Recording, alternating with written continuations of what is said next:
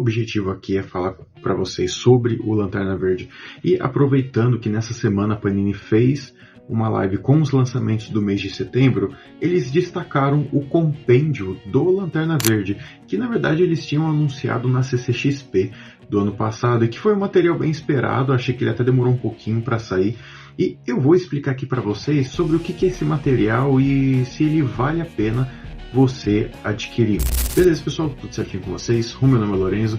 Pessoal, se vocês gostam do Lanterna Verde, vocês sabem que eu estou fazendo uma cobertura completa aqui em relação ao personagem.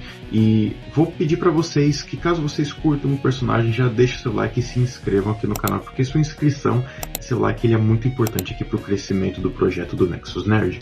Beleza? Também, se você for fazer a pré-venda, dê uma conferida aqui nos links referentes à Amazon e ao Mercado Livre, que você comprando por esses links, você vai estar ajudando o canal com uma pequena comissão e sem pagar nenhum centavo a mais. Mas vamos lá, agora sem mais enrolação, vamos falar sobre esse compêndio.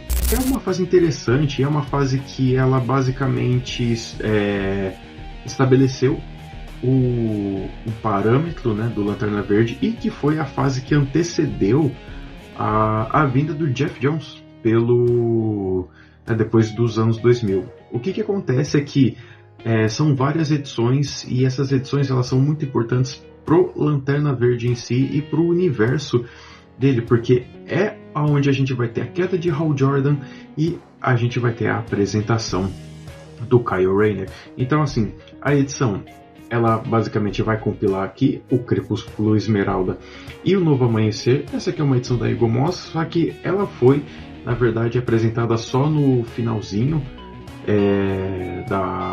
quando a coleção ela estava se encerrando. Então, assim, foi lançado este encadernado. E aqui, basicamente, vou fazer um vídeo de resenha aqui para vocês conferirem a história, mas basicamente após a fase da morte do Superman, Coast City ela foi destruída, e aí nesse momento Hal Jordan ele tenta reconstruir a sua cidade.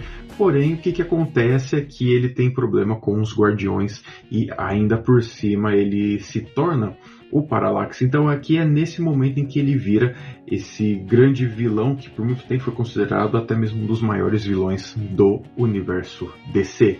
E aí basicamente é isso que vai contar nas edições de Green Lantern 48 a 50. Aí a gente tem a parte de Green Lantern Zero, onde vai contar a origem do Kyle Rayner, onde basicamente o Kyle Rayner ele é a última esperança dos Guardiões, e ainda por cima ele é o último Lanterna Verde a ser chamado para fazer participação da tropa. Cara, uma história muito importante e uma história que ela sofreu um reboot posteriormente, né, com os Novos 52. Porém, é uma história assim, tipo, bem bacana, e você acompanha esse novo personagem, o Kyle Rayner. A partir disso, a gente tem as edições de Green Lantern 51 a 55, onde o Kyle Rayner ele está aprendendo como agir como um Lanterna Verde. Então ele descobre sobre o anel, ele vai sobre os poderes. A gente tem a questão também da namorada dele, que foi um dos choques assim mais gritantes que teve dentro dessa fase, onde simplesmente ele encontra a namorada dele morta dentro da própria geladeira. Cara, é chocante. Quando você vira a página e descobre o que aconteceu, ela é chocante, e é uma coisa que revirou pro Kyle Rayner até os dias atuais, né? Então, até mesmo hoje em dia, a gente vê essa ação do Mongu que acabou reverberando na história e criou-se um trauma nele também, né? Mas também não é por nada. Aí a gente tem Green Lantern de 56 a 65, que aí já o Ron Mars, ele tenta consolidar o Kyle Rayner como um herói mesmo, deixando de ser tipo só um personagem mais bobinho, porque o Kyle Rayner ele é um personagem que a gente poderia dizer que ele teria um pouco da personalidade do Homem-Aranha, mas nem tanto assim. Mas o Kyle Rayner ele chega a ser um personagem mais engraçado, e na época muitas heróis no caso, estavam tratando ele como se ele fosse um Júnior.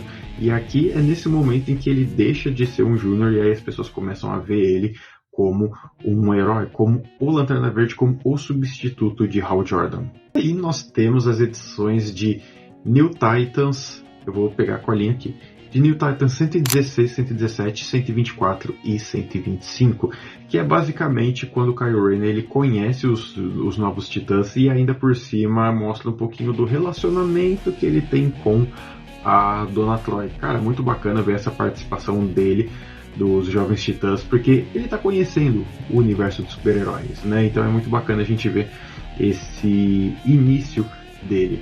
Aí depois a gente vai ter sobre o Guy Gardner. O Guy Gardner que na época ele parou de ser membro da tropa dos Lanternas Verdes e ele se tornou Warrior. E aí nessas histórias mostra o que aconteceu com o Guy para ele ter saído da tropa e ainda prepara ele para ele acabar se tornando Warrior. Eu até fui conferir porque teve uma época em que saiu uma história onde o Guy Gardner ele vai junto com um lobo atrás de um anel amarelo. E é muito bacana essa história, eu até achei que seriam essas edições que estariam, mas não, essas seriam outras edições. E aí ao mesmo tempo a gente vê sobre o John Stewart, que aí no caso vai estar em Dark Stars 34. Dark Stars que era como se fosse uma força policial ao mesmo tempo, e aí a gente vê o que aconteceu com o John Stewart e por que ele não está sendo membro da tropa dos Lanternas Verdes. Depois nós temos Damage 16 e Rebels 94, que aí depois ele só vai expandindo mais a história do Kyle Rayner dentro do universo DC e apresentando ele com participações com outros personagens também. Cara, eu vou ser bem sincero com vocês, esse compêndio é um material que eu tô bem empolgado.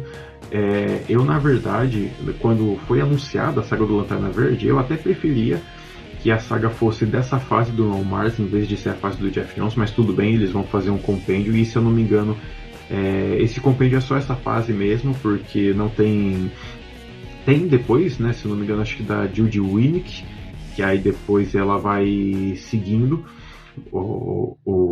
a história do Kyle Rayner até o momento em que chega a fase do Geoff Johns, porém isso, se eu não me engano, não sei se ele foi publicado em compêndio, mas cara, esse compêndio ele tá bacana, são 704 páginas, basicamente como se fosse um ônibus em capa cartão, e eu diria para quem serve esse material.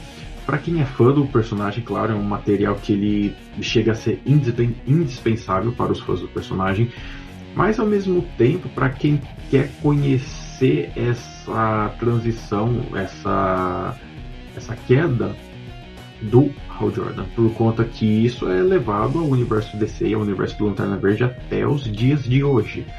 Então é algo, tanto que se você está acompanhando a saga do Lanterna Verde, você vê que ele já tá, se eu não me engano, ele já tá no momento da Guerra dos Anéis. O Parallax ele aparece e o Parallax ele fica revirando o Hal Jordan com relação a isso na época em que o Parallax ele possuía o Hal Jordan. Então, para quem tem curiosidade para ver essa história, vai estar aí nesse encadernado, e ao mesmo tempo você vai acabar se divertindo vendo o Kyle Rayner, explorando um pouquinho mais sobre os Anéis. Cara, é uma fase assim, tipo, muito bacana. Eu diria que assim, a partir do momento em que ela explora o Kyle Rayner, ela é uma fase como se fosse assim mais um pé no chão, mas ela vai desenvolvendo e você vai gostando do Kyle, e para muita gente o Kyle Rayner é o melhor Lanterna Verde que existe, né? Então assim, é bacana de se acompanhar, é bacana de se ter na coleção, beleza?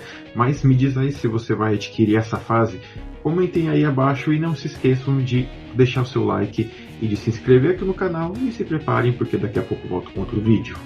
Fui!